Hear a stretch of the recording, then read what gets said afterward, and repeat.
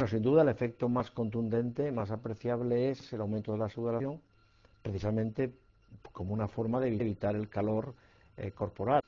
Entonces, cuando la temperatura eleva, vamos a sudar más, las temperaturas se elevan mucho, se mantiene mucho tiempo, ese efecto puede ser de una pérdida muy destacable de agua corporal y eso puede conducir a la deshidratación sin duda. Si además esto ocurre en zonas húmedas, la sudoración aumenta muchísimo y en estos casos, pues claro, la cantidad de agua perdida y el riesgo de deshidratación también es mucho mayor. Nuestro estado de hidratación es como cualquier balance, tenemos entradas y tenemos salidas. Las salidas pues son muchas, pérdidas renales, pérdidas fecales, pérdidas pulmonares, pero siempre las más destacables que podemos más manejar o podemos más ver los cambios son las pérdidas por sudoración, o sea, las pérdidas. Y su ingreso es el agua de bebida o el agua a través de los alimentos. Como el agua a través de los alimentos siempre es menor, el agua de bebida es fundamental. Entonces, el nivel de deshidratación o de hidratación, como quiera llamarle, va a depender de lo que bebo y de lo que saco. Si ese balance está a favor de las pérdidas, voy a tener deshidratación. Si ese balance está a favor de las ganancias, pues tendré un buen estado de hidratación. Cualquier persona sabe que en el momento que haya un peligro de calor excesivo, va a evitar ponerse en zonas de exposición, va a buscar sitios frescos, va a buscar refrescarse la cara, el cuerpo para evaporar esa agua, pero la gran solución al final es beber. Al final es beber porque además yo no puedo hidratarme a base del agua de los alimentos, yo tengo que hidratarme a base de líquidos que tengan agua, por lo tanto es beber. La solución siempre es beber y beber en cantidad y beber continuamente y beber pequeñas cantidades, pero al final beber no hay otra solución. Otra cosa es que hay personas que lo solucionan bebiendo más agua y otras personas que necesitan otro tipo de bebidas, infusiones, otro tipo de bebidas que podemos hablar, que a lo mejor son más asequibles para poder tomarlas, pero al final la solución es beber, claro. El agua es el componente más importante del cuerpo humano. Pero además tiene una debilidad, y es que no se almacena. O sea, tenemos la que tenemos que tener. En el momento bajamos un poco esa cantidad de agua corporal, automáticamente entramos en deshidratación, de mayor o menor severidad. Entonces, el problema es que nosotros tenemos que intentar que esa masa se mantenga, esa masa corporal de agua, y si no se mantiene, pues tenemos un riesgo de deshidratación. El riesgo de deshidratación, ¿qué está diciendo? No está diciendo que pueda tener menos sangre o menos líquido intersticial. Lo que me dice es que mi célula tiene menos agua. Y cuando mi célula tiene menos agua no funciona bien. Y ese no funcionamiento bien depende del grado de agua que haya perdido. ¿Qué es poco? Pues funcionará un poco peor. Pero si es mucho puede llegar a situaciones de severidad clínica manifiesta.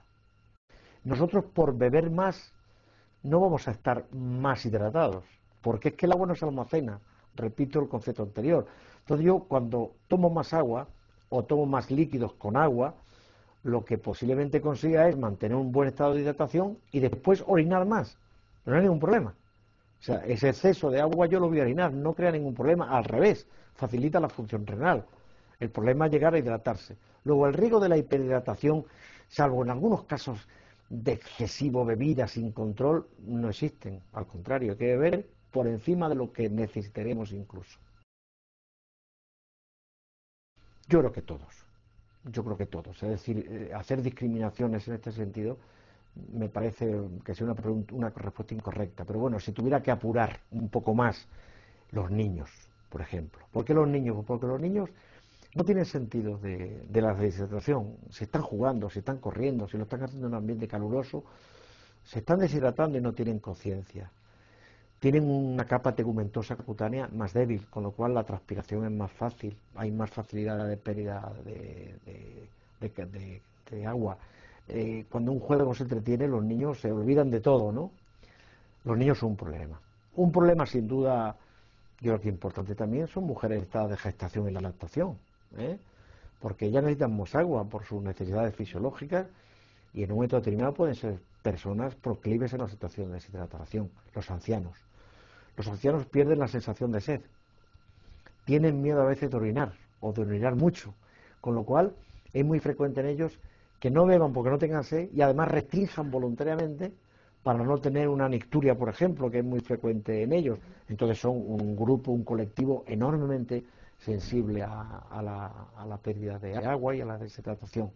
Los deportistas, los deportistas o el que hace deporte tiene un riesgo de deshidratación.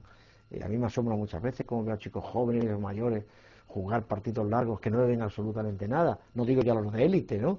Pero no están más educados. Al final, somos todos los que estamos en riesgo de no beber adecuadamente y por lo tanto he hecho esas puntualizaciones porque creo que son unos grupos un poco más vulnerables, pero somos todos en realidad.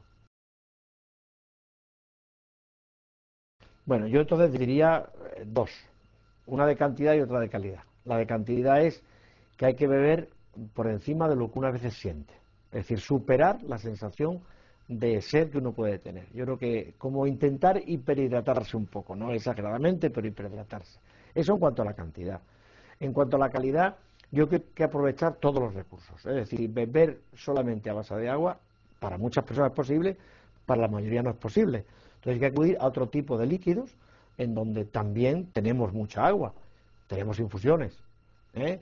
No tienen por qué ser infusiones de café y té, pueden ser infusiones de manzanillas o de menta o de poleo o de boldo.